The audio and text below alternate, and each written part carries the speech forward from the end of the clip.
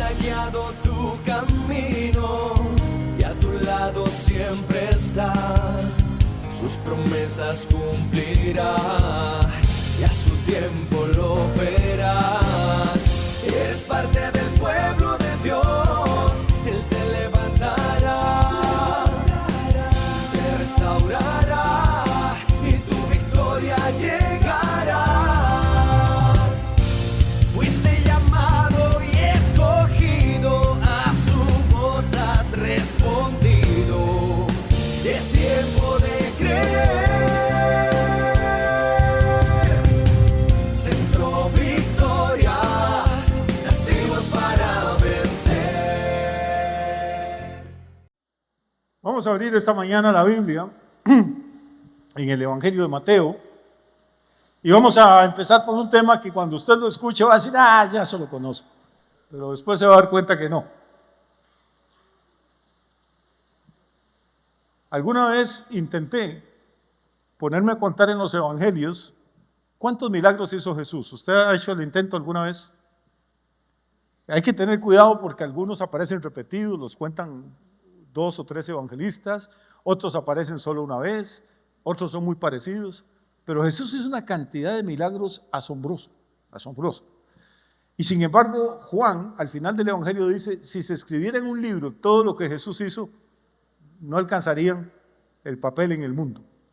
Quiere decir que hay montones de milagros que el Señor hizo y muchísimas enseñanzas que Él dio que no llegaron hasta nosotros, que el Espíritu Santo guió a los evangelistas y a los escritores para que eligieran ciertos milagros, ciertas parábolas, ciertos discursos de Jesús y los registraran en la Biblia. Pero ellos mismos dicen, es imposible poner por escrito todo lo que Jesús hizo y todo lo que Jesús dijo. En apenas 3 años, imagínense. Entonces, el ministerio de Jesús era un ministerio sobrenatural. ¿Estamos de acuerdo con eso? Y todos esos milagros, desde resucitar muertos hasta darle vista a los ciegos de nacimiento, tenían un propósito. ¿Cuál era el propósito?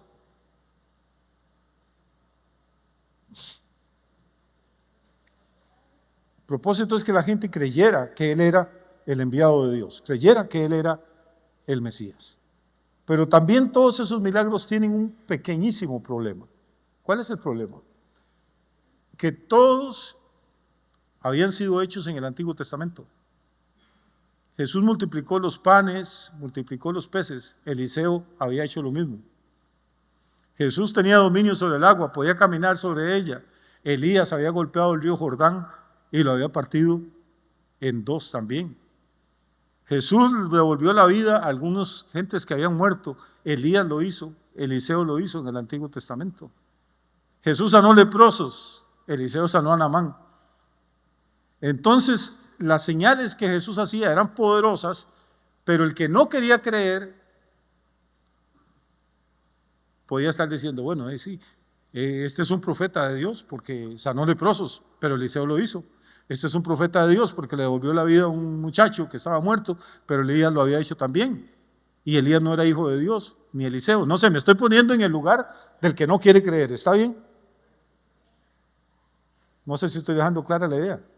Lo que quiero decir es que los milagros de Jesús fueron extraordinarios, pero todos y cada uno de ellos había ocurrido en el Antiguo Testamento, o cosas muy parecidas. Entonces llega un momento en Mateo capítulo 12 en que los judíos, que ya están un poquito confundidos, el versículo 39,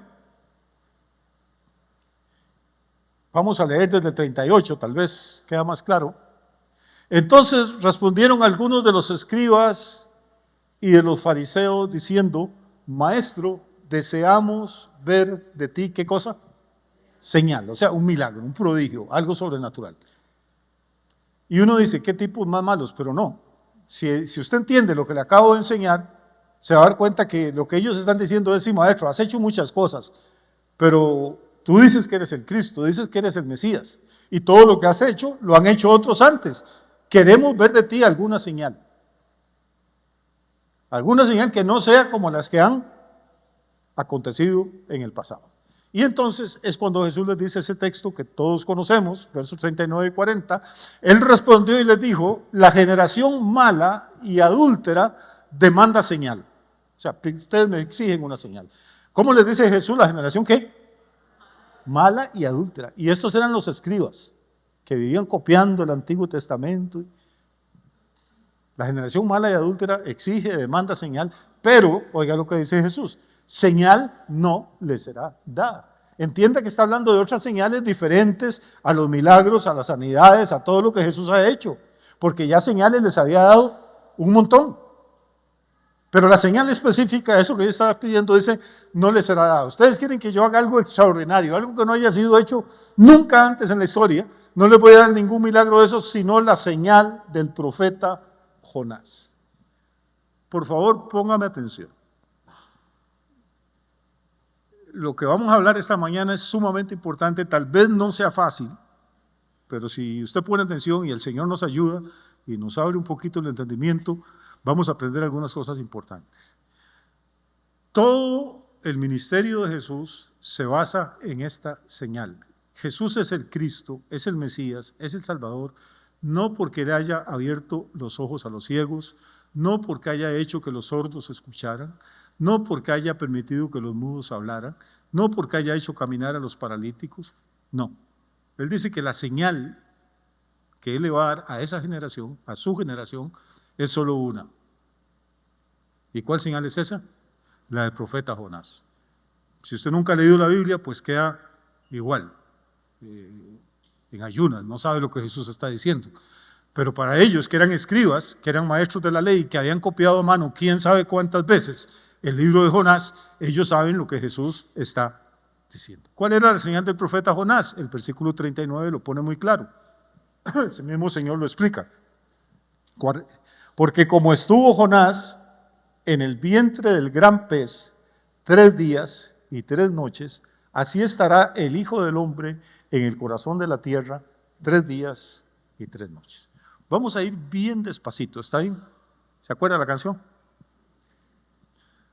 Despacito, muy despacito. Vamos a ver Mateo 12:40 para empezar. Hay un indicador temporal, un indicador cronológico. Esta señal tiene que ver con el tiempo. No tiene que ver con un despliegue enorme de poder, es una señal que tiene que ver con el tiempo. Esto es lo primero que tenemos que ver. ¿Por qué? Porque el versículo 40 dice: porque como estuvo Jonás en el vientre del gran pez, casi 3 días y medio, 3 días y 23 horas, no, dice 3 días y 3 noches. Así, el Hijo del Hombre va a estar en el corazón de la tierra 3 días y 3 noches. Note que en el mismo versículo, el mismo Señor utiliza 2 veces la expresión 3 días y 3 noches. Quiere decir que esto es clave para entender todo lo que sigue. ¿De qué está hablando aquí Jesús? Obviamente está hablando de su muerte y resurrección.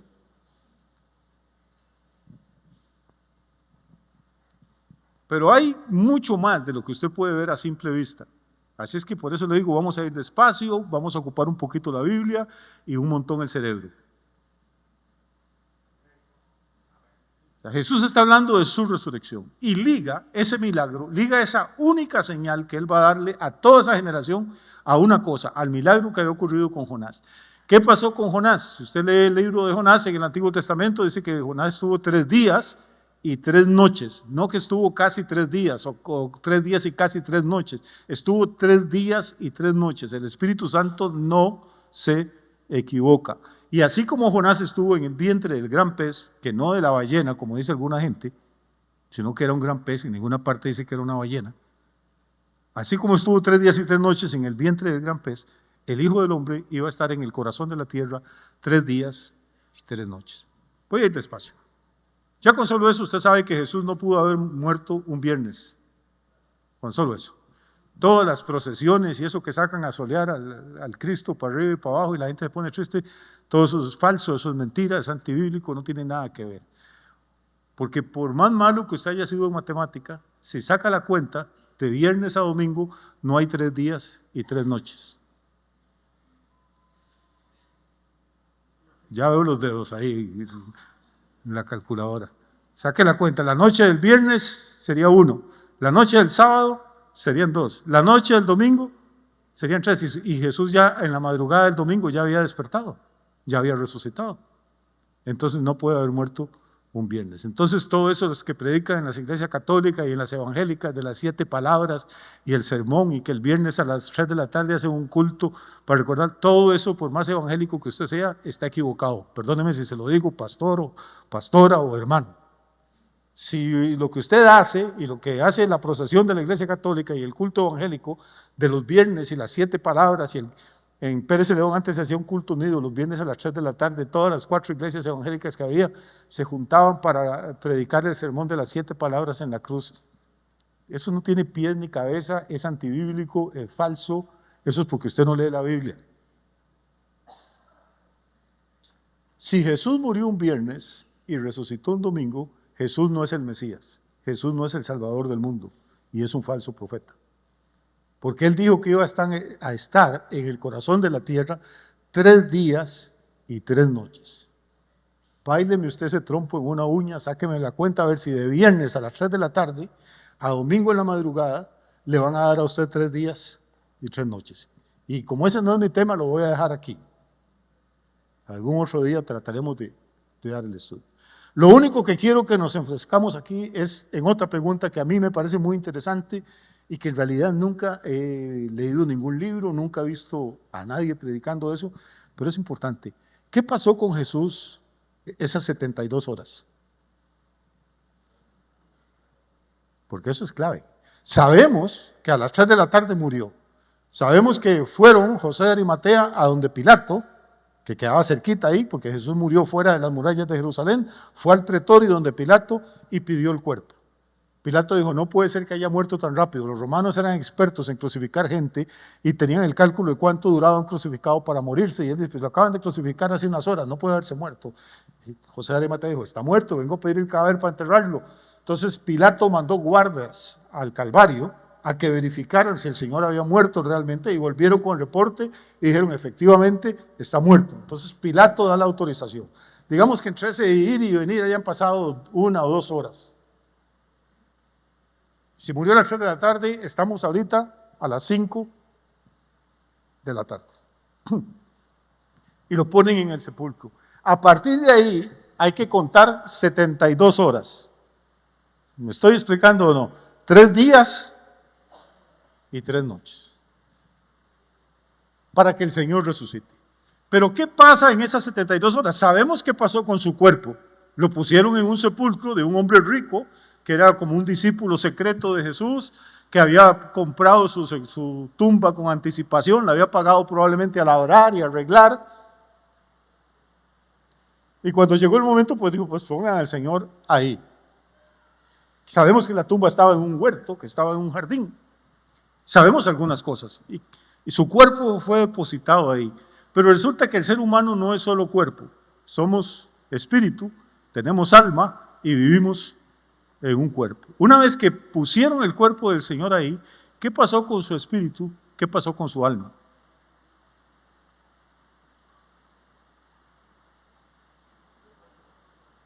Y vamos a empezar despacio aquí esta mañana entonces. ¿Están conmigo todavía? Créame que esto es importante, si no, no nos haría perder el tiempo.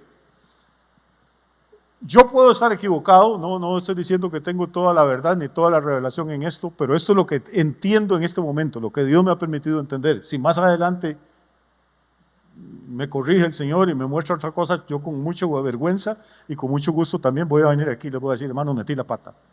Pero de momento lo que yo entiendo es esto: Jesús está en la cruz y al momento de expirar dice algo, dice, Padre, en tus manos encomiendo mi espíritu.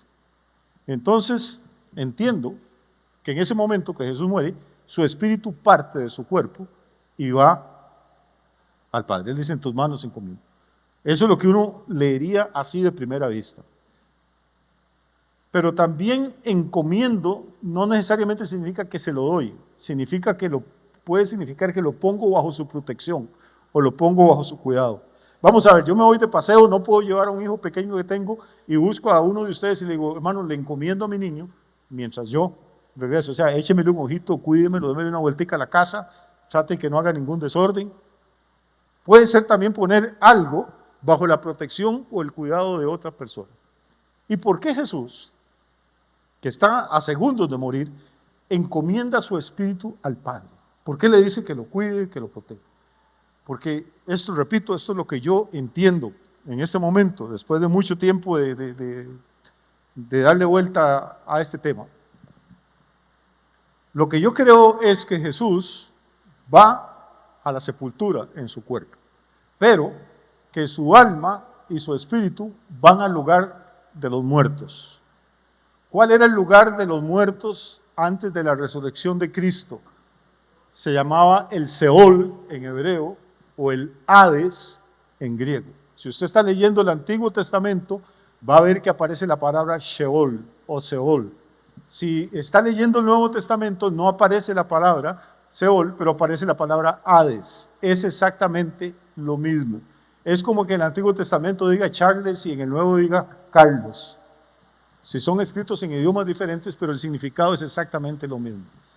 ¿Qué era entonces el Hades o qué era el Seol?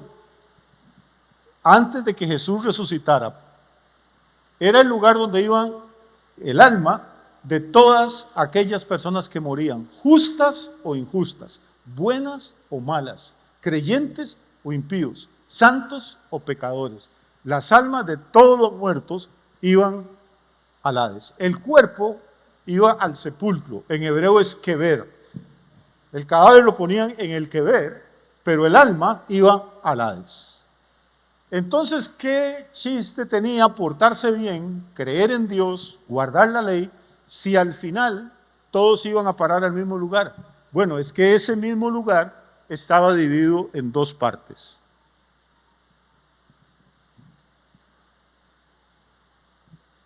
¿Siguen aquí? Bueno, ¿cómo sé yo eso? Porque Jesús lo cuenta en el Nuevo Testamento.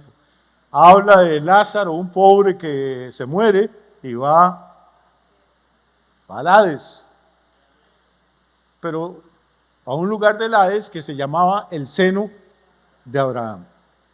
Y habla de un rico que se muere y también va al Hades, pero dice que alza sus ojos en el Hades y está en tormento.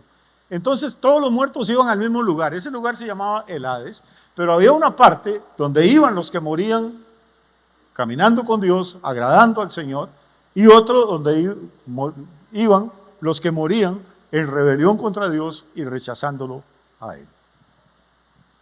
Cuando Jesús muere entonces, porque como no ha resucitado, todavía faltan 72 horas, Él encomienda su espíritu al Padre como diciéndole, pues, usted lo puede interpretar como Padre, ya voy para arriba, recibe mi espíritu, pero también como Padre, voy a empezar una etapa peligrosa, te encomiendo mi espíritu, guárdalo y protégelo. Como Jesús no ha resucitado, repito, entonces su espíritu y su alma bajan al Hades, al lugar donde están todos los otros muertos. ¿Estamos más o menos claros hasta aquí? Créame que es importante. Vamos a ir ahora a la primera carta del apóstol Pedro, el capítulo 3. Y vamos a leer un texto muy raro que probablemente usted nunca ha escuchado predicar de él. Primera carta de Pedro, el capítulo 3, vamos a leer de los versículos 18 al 20.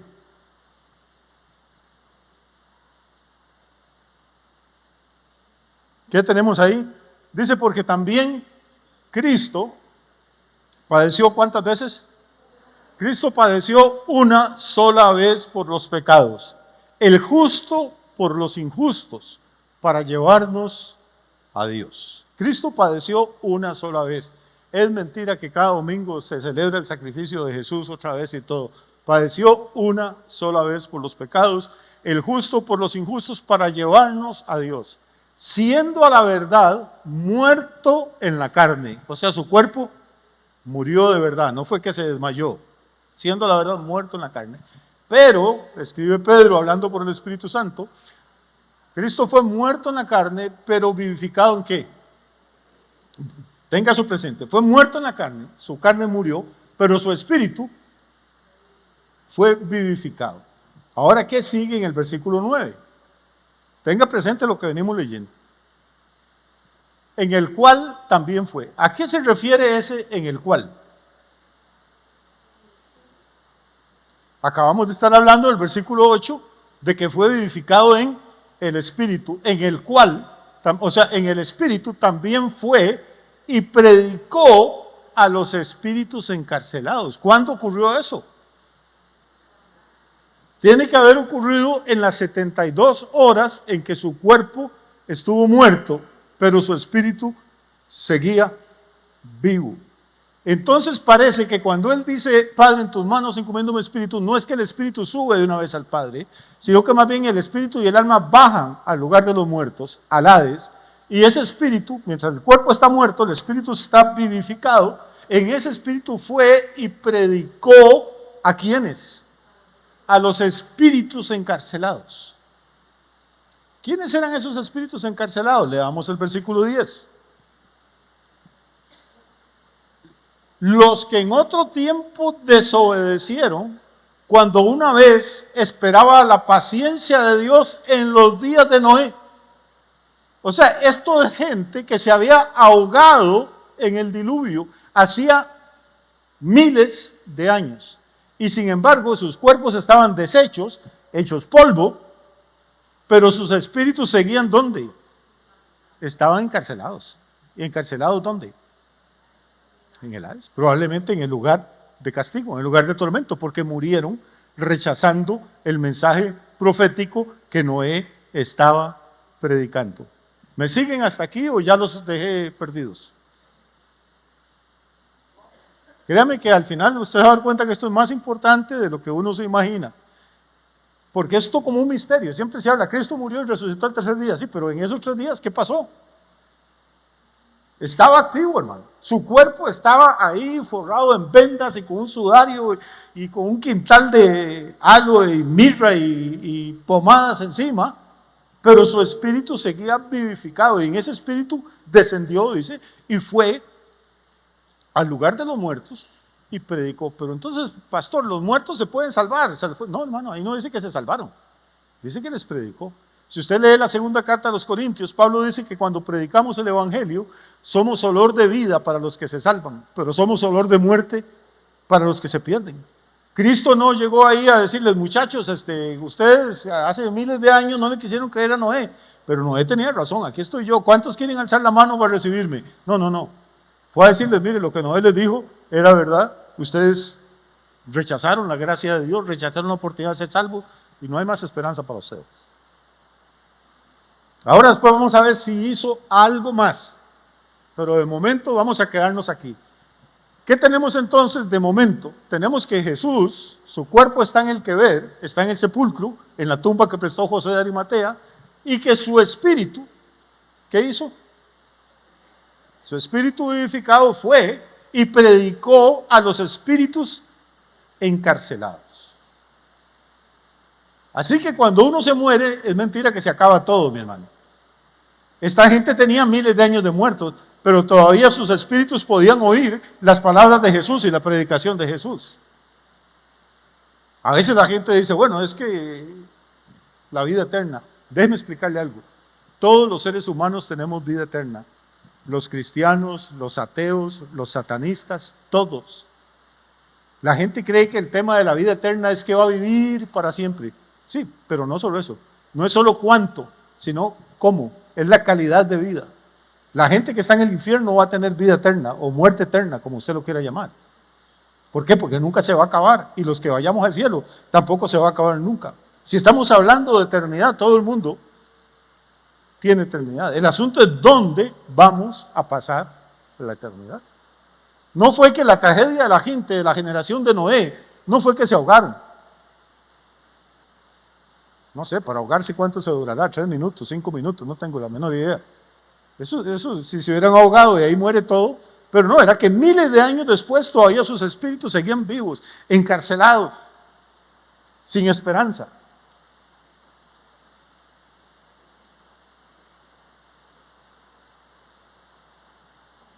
Pasa algo más. Vamos a ir, si les parece, al libro de los Salmos.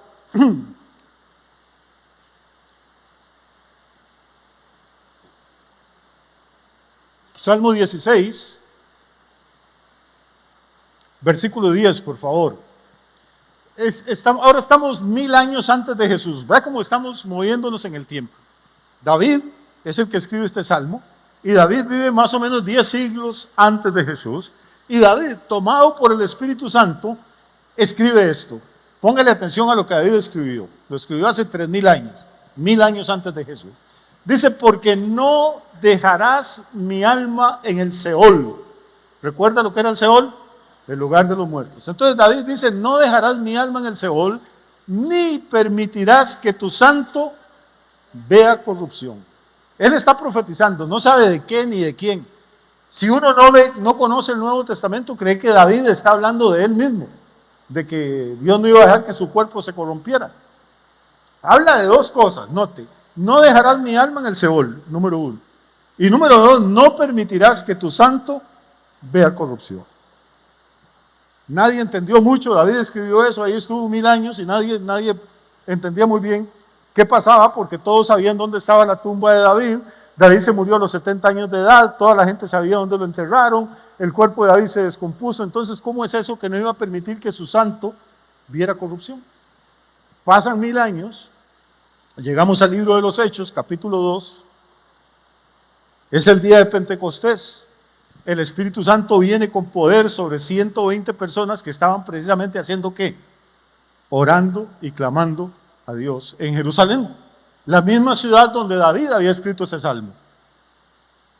El Espíritu Santo viene, empiezan a hablar en lenguas, la gente se arrima a ver qué es lo que está pasando, y Pedro se levanta y predica el primer sermón en la historia de la iglesia.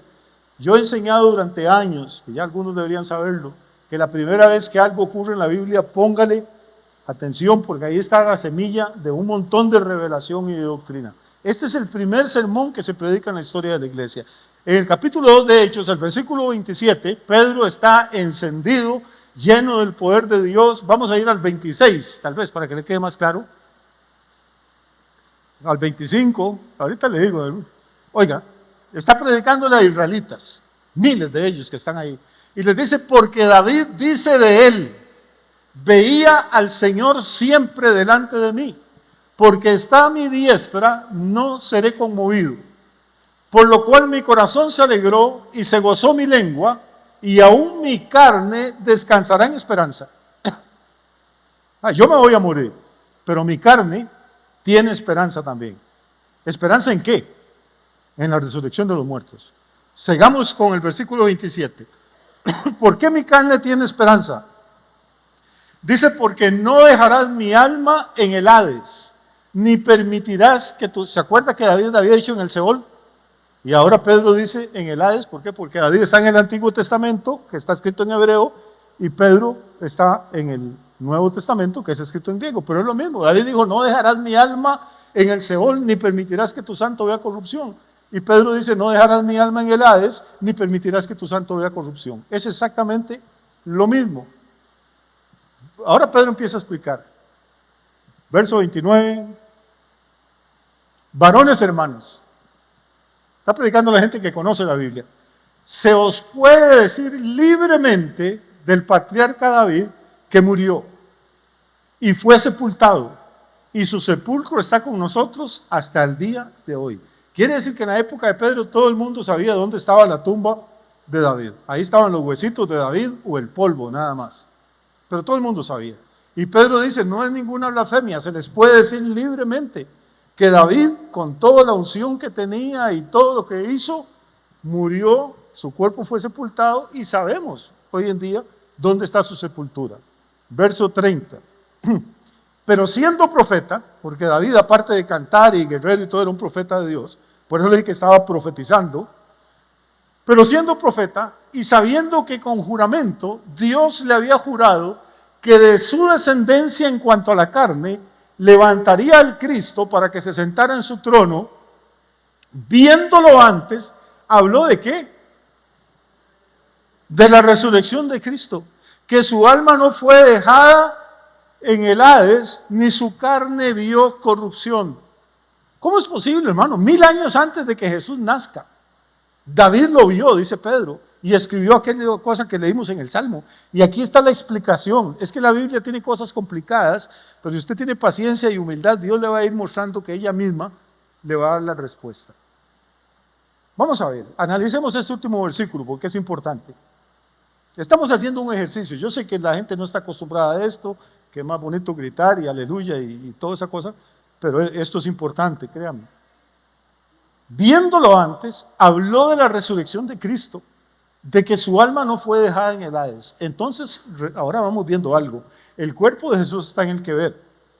Su espíritu bajó a predicarle a los que habían muerto en la inundación de Noé. Pero ahora aquí también habla del alma. Recuerde, somos un espíritu, tenemos un alma y vivimos en un cuerpo.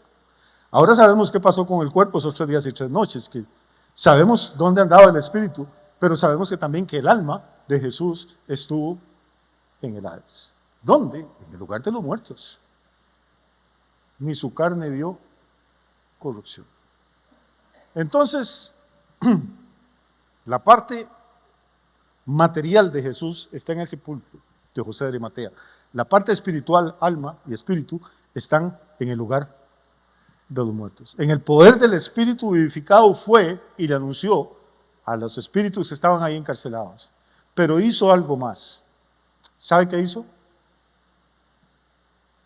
Durante 3 días, durante 71 horas y 59 minutos, hubo ahí en el Seol, en el lugar de los muertos, hubo fiesta. Porque quien gobernaba ese lugar era Satanás. Si usted lee Isaías 14 y Ezequiel 28, dice que Satanás es aquel que a sus presos nunca les abrió la cárcel. Y la Biblia dice que Jesús fue y le predicó a los espíritus que estaban, ¿qué? Encarcelados. Entonces, ¿quién sería el carcelero? ¿Quién tenía las llaves de esa puerta? Y cada vez que alguien moría paraba en el Hades. Por eso usted llega al libro de Apocalipsis al final y dice que al final de la historia la muerte y el Hades juntos van a ser echados al lago que arde con fuego y azufre. Juntos, porque siempre trabajan en equipo. Antes de la resurrección de Cristo, persona que moría de una vez iba para la cárcel, al Hades, a hacer su espíritu encarcelado, y Satanás tenía la llave y él nunca a sus presos les abrió la cárcel. Le digo que durante 71 horas y 59 minutos Satanás y las legiones de demonios y la gente que estaba ahí hicieron fiesta. Y dijeron, este que venía a libertar a la gente, mírelo, también lo matamos y lo trajeron acá. Y ahora aquí está y no va a poder salir nunca más. Pero al minuto exacto, hermano, la gloria de Dios, el Espíritu de Dios llegó al lugar de los muertos. Y donde nunca había habido luz, hermano, resplandeció la gloria de Dios. Y toda esta gente vio a Jesús, su espíritu, levantarse y caminar hasta donde Satanás tenía su trono y arrebatarle las llaves. Y cuando él resucita, se le aparece, medio siglo después, se le aparece a su discípulo amado, a Juan. Y le dice, Juan, yo soy el que estuve muerto y ahora vivo. Y aquí que tengo las llaves de la muerte y el Hades. ¿De dónde las sacó? ¿De dónde las había conseguido? Si usted lee Apocalipsis 1:18, eso es lo que Jesús dice. Así se identifica a él. Dice, yo soy el que vivo y estuve muerto. O sea, resucité. Y aquí tengo las llaves de la muerte y del Hades. Ya Satanás no tiene las llaves de la muerte. Satanás no puede decir cuándo me voy a morir yo. Dios es el que lo va a decir. Y si me muero no me puede encarcelar, porque después de la resurrección de Cristo estamos ausentes del cuerpo y presentes en el Señor, hermano. Bendito sea Dios. Esto es la noticia más importante del universo, hermano. Tenemos que entender que ahí, mientras los discípulos lloraban y las mujeres se afligían y los romanos creían que se habían quitado un problema de encima y los líderes religiosos de Israel aplaudían y decían, ya matamos a ese revoltoso, en el mundo espiritual estaba pasando cosas terribles, una batalla terrible. A veces con los ojos de la carne no podemos ver lo que está ocurriendo en el mundo del espíritu. Pero mientras la gente estaba aquí, hermanos, llorando, pobrecito Jesús se nos murió, él estaba peleando la batalla más dura y ganando la victoria más grande en el lugar de los muertos. Fue tan grande el poder, fue tan grande la unción, que cuando él resucita, dice que hubo un terremoto tan grande, hermano, que la roca que había frente a la tumba tuvo que moverse. Ahora déjeme contarle algo. Aguantan un ratito más. De por sí está lloviendo, ¿qué deberá hacer a la casa? Es domingo.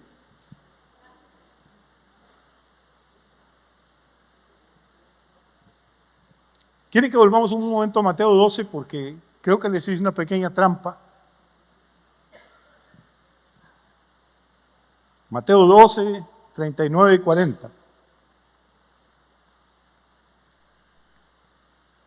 Él respondió y les dijo: la generación mala y adúltera demanda señal, pero señal no le será dada, sino la señal del profeta Jonás, porque así como Jonás estuvo 3 días y 3 noches en el vientre del gran pez, hasta ahí todo va bien, pero ¿qué sigue? Ayúdeme, ¿qué sigue? Dice 40 hijos, 40. Porque como Jonás estuvo en el vientre del gran pez 3 días y 3 noches, así estará el Hijo del Hombre. Lea bien y piense lo que está leyendo. Así como Jonás estuvo 3 días y 3 noches en el vientre del gran pez, así estará el Hijo del Hombre. ¿Dónde? En el corazón de la tierra. Ahora explíqueme. Porque que lo pongan a uno en una sepultura de 1,5 metros, 2 metros de hondo, no es el corazón de la tierra. Hay miles de kilómetros para llegar al centro de la tierra. Y Jesús no dijo que iba a estar 3 días y 3 noches en la tumba, como yo he oído predicar a mucha gente. Dijo 3 días y 3 noches en el corazón de la tierra. ¿Y sabe qué hay en el corazón de la tierra? El Seol. Entonces Jesús está hablando en esta misma señal, no solo está profetizando su resurrección, está profetizando lo que Él va a hacer durante esas 72 horas. Va a ir al corazón de la tierra, va a entrar al terreno de Satanás, va a entrar al terreno de la muerte, va a entrar al lugar de donde nadie que puso un pie ahí pudo salir nunca. Y va a dar un mensaje que no va a ser olor de vida, sino olor de muerte. Va a decirle a la gente: ok, ustedes rechazaron a Noé, rechazaron a los profetas, rechazaron mi palabra, no creyeron en el Mesías y aquí estoy. Y después va a caminar hasta el trono de Satanás y le va a arrebatar las llaves de la muerte y el Hades. ¿Y para qué toma usted las llaves de la cárcel? Pues para abrirle la puerta a los presos. Porque Satanás nunca se las iba a abrir, pero Jesús sí. ¿Y qué hace cuando le abre las puertas? Recuerden que el Seol está dividido en 2 partes.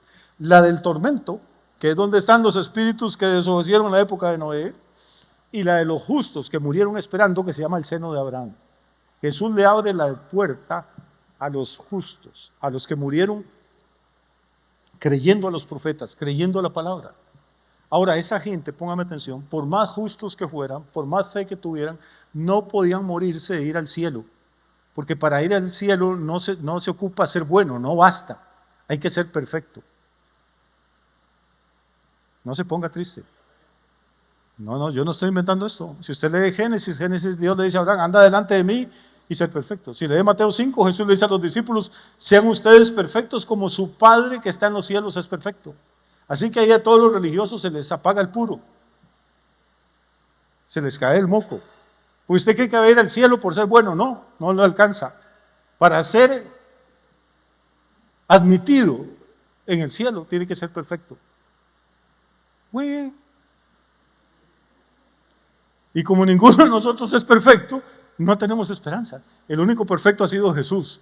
Por eso cuando nos muramos y lleguemos allá, no le vamos a decir: Dios, aquí vengo porque yo diezmaba, ni porque yo iba todos los domingos a la iglesia, ni porque yo ayunaba, nada. Vengo no por mis méritos, vengo por la sangre del Cordero que fue inmolado por mí en la cruz del Calvario. No tengo nada que ofrecer si no es la sangre de Cristo, punto.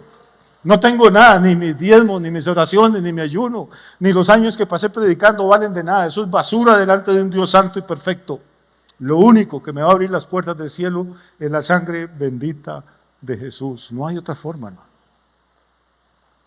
Entonces esta gente moría, y por más buena gente que hubieran sido, no importa si se llamaba Moisés, si se llamaba Abraham, si se llamaba María la profetisa o Débora la jueza, no podían entrar al cielo. Ni Isaías ni Jeremías, ahí estaban en el seno de Abraham esperando. Y hasta que llegó Jesús le dice: muchachos, ya no hay nada más que esperar. Y aquí estoy, yo soy el que estuve muerto y ahora vivo y vengo a sacarlos de acá. Y usó las llaves para sacarlos. Y una vez que los saca, ¿qué hace con esa gente? Porque hay millones de espíritus.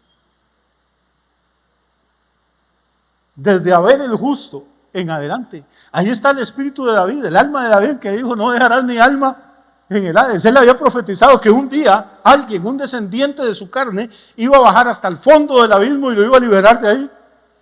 Tuvo que esperar 1000 años para que eso ocurriera. No importa cuánto usted tenga que esperar por una promesa de Dios, si Dios lo dijo, se va a cumplir, hermano, tarde o temprano.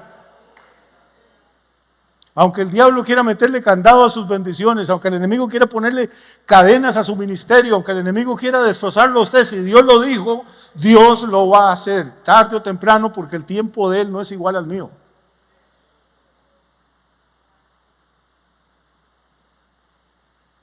Vamos a ir a Efesios, capítulo 4.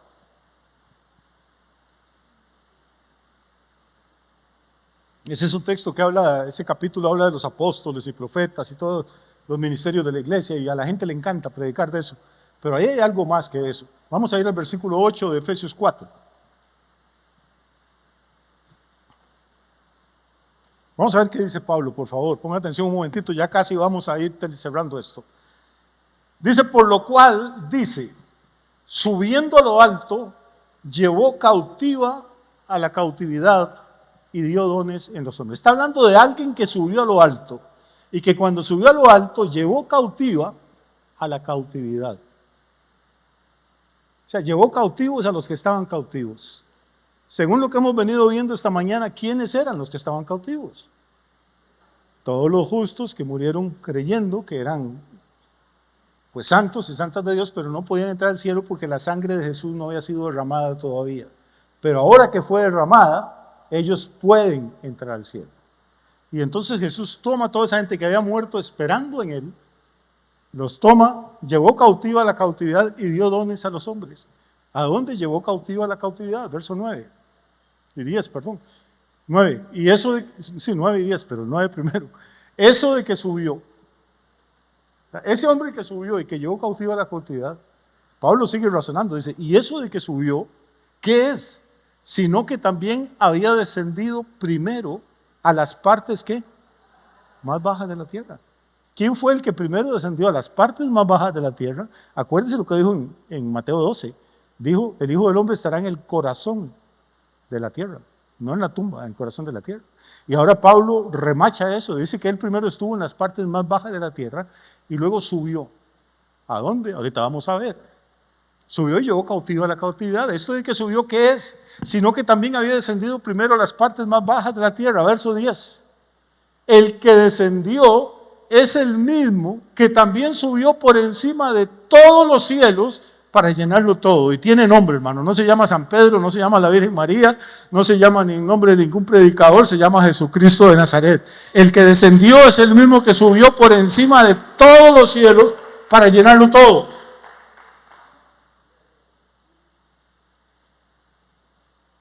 Y cuando subió, hermano, no subió solo, llevaba las manos llenas con una cosecha de millones de hombres y mujeres que habían muerto en esperanza, que habían muerto en fe, que habían muerto creyendo en Él. Y esta gente tiene que subir después de siglos de estar ahí cautivos en el lugar de los muertos. Ahora Jesús les abre la puerta y les dice, muchachos, aquí no están haciendo nada, vamos al lugar que les tengo preparado arriba. Esta gente sube con Jesús, pasan el primer cielo, el segundo cielo, el tercer cielo, porque dicen que subió por encima de todos los cielos. No sé cómo sería en el mundo del espíritu la alabanza de esta gente, la adoración, la felicidad.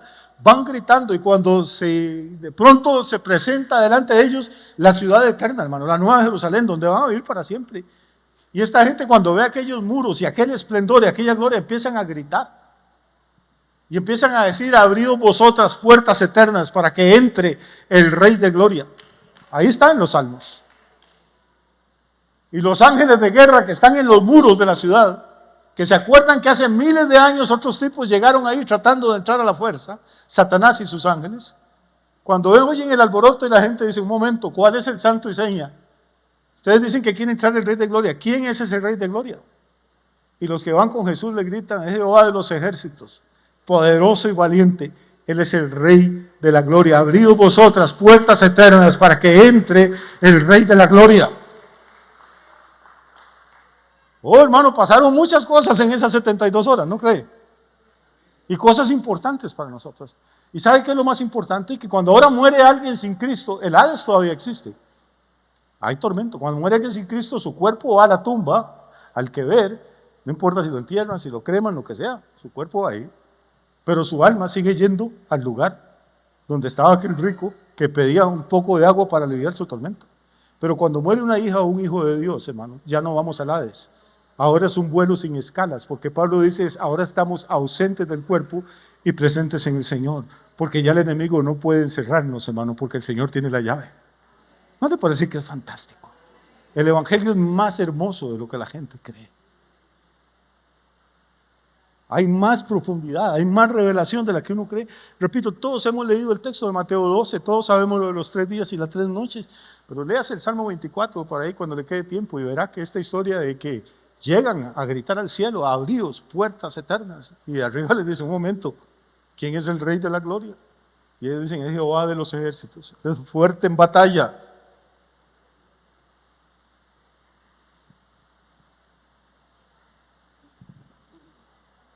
Faltan 5 nada más, ¿está bien?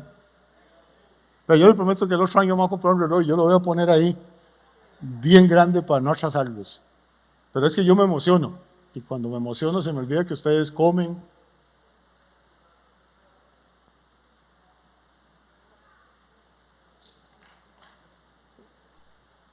Ese lugar que hay ahora, donde va la gente que muere sin Cristo, sigue llamándose el Hades, en griego, el Seol.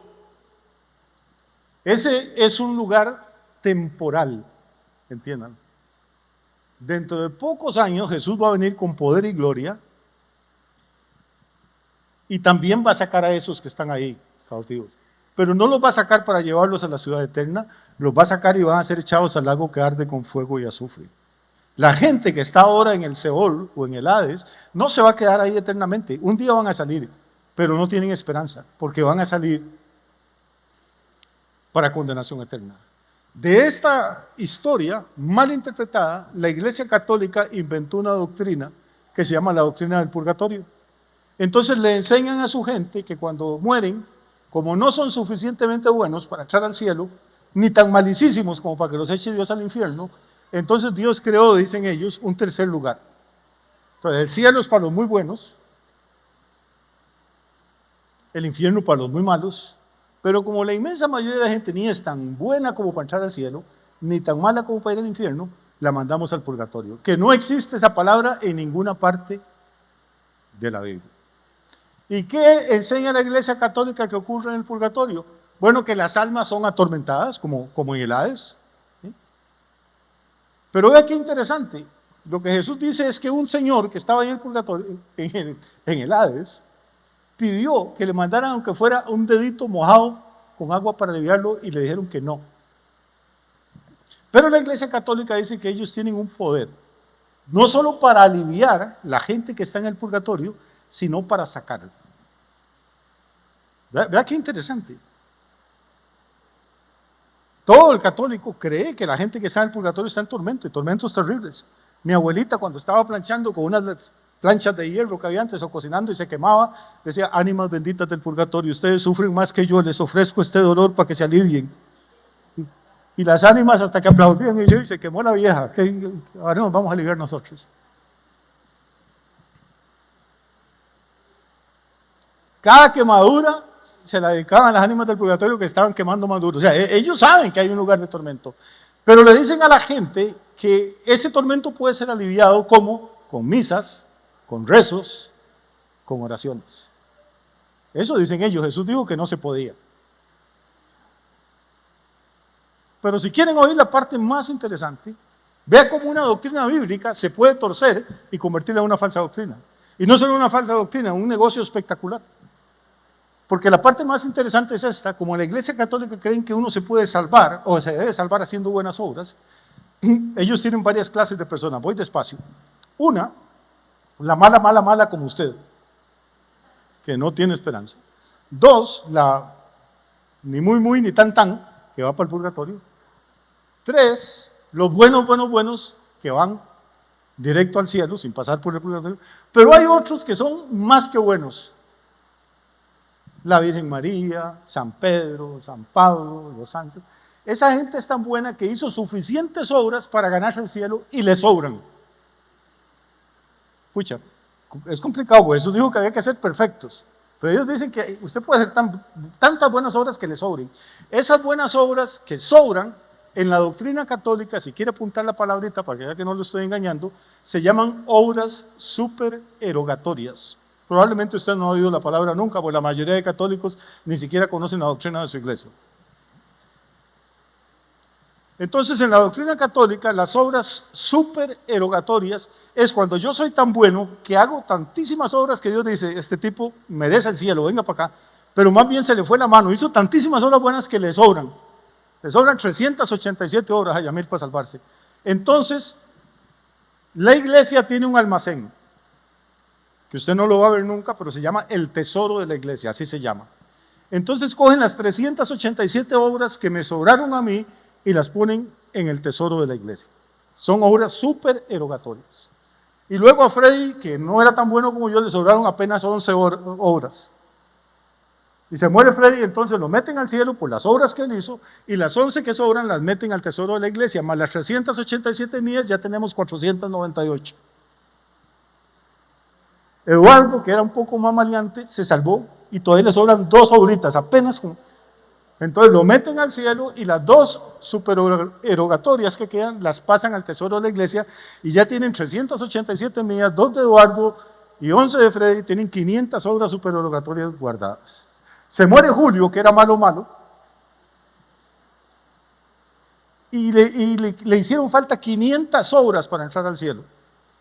Entonces, según la doctrina, el Papa tiene poder para meter la mano en el tesoro de la iglesia y tomar las 500 obras que habíamos hecho entre Freddy, entre Eduardo y yo, y se las aplica a Julio, y entonces lo sacamos.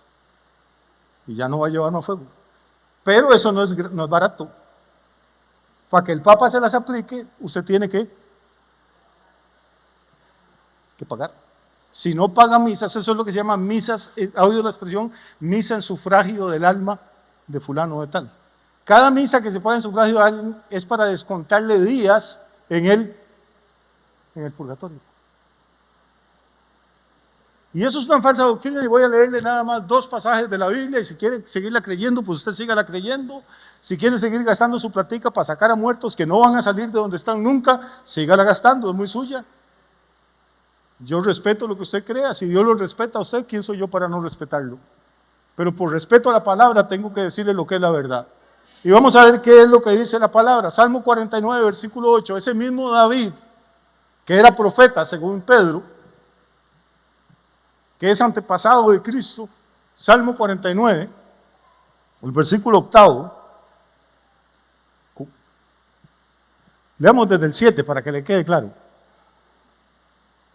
Vamos a ver si soy yo el que no entiendo.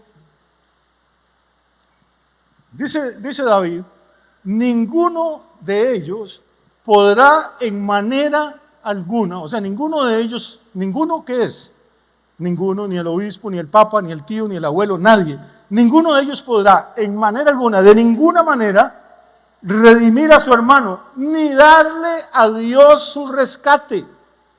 ¿Por qué? Lea el versículo que sigue, el 8.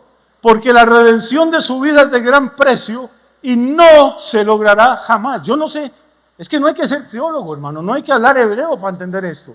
Ninguno, nadie puede redimir a su hermano, ni pagarle a Dios el rescate por la vida de su hermano. ¿Por qué? Porque la redención de su vida es de gran precio y no se logrará jamás.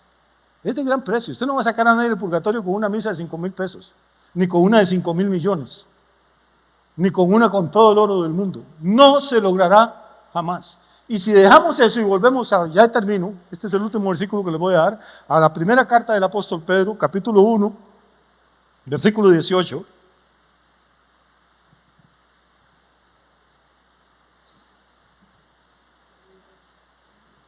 Ok, aquí está hablando supuestamente el primer papa. Este señor no era protestante, ni era discípulo de Martín Lutero. Vamos a ver si el Pedro creía en el purgatorio. Dice, sabiendo que fuisteis rescatados de vuestra vana manera de vivir, la cual recibisteis de vuestros padres. O sea, ¿quiénes nos enseñaron todas esas cosas falsas y mentirosas? Nuestros papás, con muy buena intención. Pero es que eso era lo único que ellos conocían. Y a la gente le dicen, ¿cómo va a cambiar usted la religión de sus papás? Tiene que cambiarla porque eso es lo que dice Pedro, que lo que usted recibió de sus papás fue una vana manera de vivir. Sabiendo que fuisteis rescatados de vuestra vana manera de vivir, la cual recibisteis de vuestros padres, no con cosas corruptibles como el oro o la plata, no con cosas corruptibles como el oro o la plata, sino con la sangre preciosa de Cristo, como de un cordero sin mancha y sin contaminación, ya destinado desde antes de la fundación del mundo, pero manifestado en estos postreros tiempos por amor a vosotros. No fuimos redimidos con cosas corruptibles como el oro o la plata. ¿Qué Dios más injusto?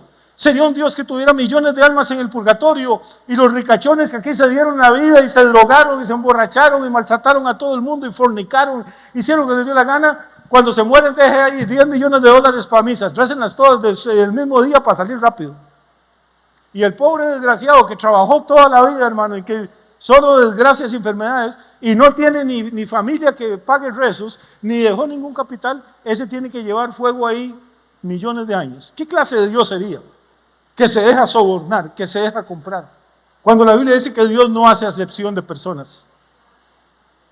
Son los líderes religiosos los que sí van a orar más por el rico y por el que paga que por el pobre que no sabe ni cómo se llama.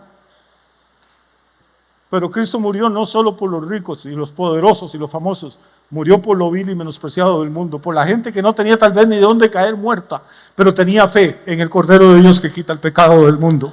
Y con esa sangre, con esa fe fuimos redimidos, no con cosas que se pudren como el oro o la plata, sino con la sangre bendita de Cristo, como de un cordero sin mancha y sin contaminación. Esos 3 días y esas 3 noches fueron muy movidos. El cuerpo de Jesús estaba descansando, pero su espíritu y su alma estaban peleando la buena batalla, sacando a los cautivos. Y Él es el mismo ayer, hoy y por los siglos, hermano. Llevó esa cautividad y esa gente está celebrando allá, esperándonos a nosotros. Y mientras tanto, lo que nos queda a nosotros es pelear la buena batalla aquí también. Así es que esperamos el martes para ir calentando. Que Dios me los bendiga, que tengan una semana extraordinaria